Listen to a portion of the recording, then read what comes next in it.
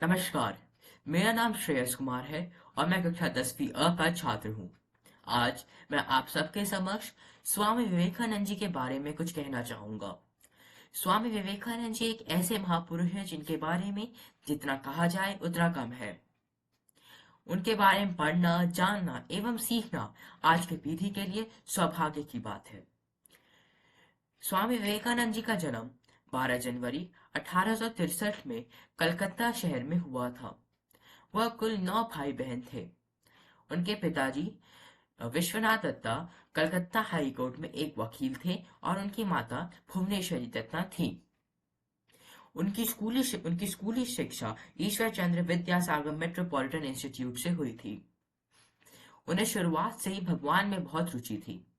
वह भगवान के बारे में ज्यादा से ज्यादा जानना एवं सुनना चाहते थे। वह किसी ऐसे व्यक्ति की तलाश में थे जिसने भगवान को देखा हो। उनकी यह भी कोशिश थी कि वो एक ऐसे समाज की स्थापना करें जहां ना तो धर्म और ना ही जाति के आधार पे कोई भी भेदभाव हो। उनके पिता की मृत्यु के बाद उनके घर की सारी जिम्मेदारियां उन पे आ गई और उनके मन में भगवान को लेके बहुत सारे प्रश्न भी उमड़ने लगे। उन्होंने श्री रामकृष्ण परमहंस जी के बारे में बहुत सुना था। तो उन्होंने अपने प्रश्नों को उनके पास लेकर जाने का सोचा। श्री रामकृष्ण जी ने जब उनके प्रश्न सुने तो वो बहुत प्रभावित हुए और वो समझ गए कि स्वामी जी वही उनके शिष्य हैं जिनका उन्हें सदियों से इंतजार था। श्री रामकृष्ण परमहंस जी ने उन्होंने अपना शिष्य स्वीकार किया और उन्हें शिक्षा दी और स्वामी जी ने लीन होके शिक्षा धारण की और गुरु की सेवा की। उनके गुरु का जब देह त्याग का समय आ गया तो उन्होंने अपने घर की जिम्मेदारियां, खाना पीना एवं सोना सब कुछ त्याग दिया और केवल तो केवल अपनी गुरु की सेवा की। उनके गुरु कैंसर के मरीज थे।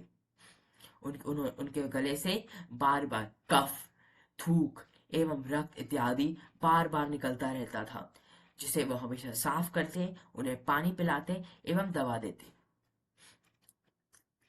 उनके गुरु के मृत्यु के बाद वह बहुत दुखी थे, परंतु उन्होंने जो उनसे शिक्षा धारण की, उन्होंने सोच लिया कि अब उस शिक्षा को वो पूरे संपूर्ण भारत को देंगे।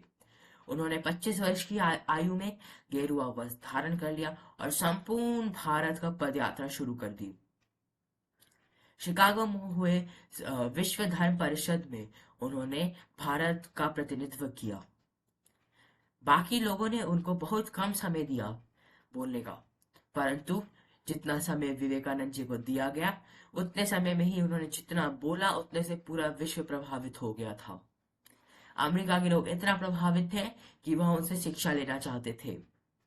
वो अमेरिका में 3 वर्ष तक रहे और वहां के लोगों को भारतीय संस्कृति, भारतीय तत्वों के बारे में ज्ञान दिया।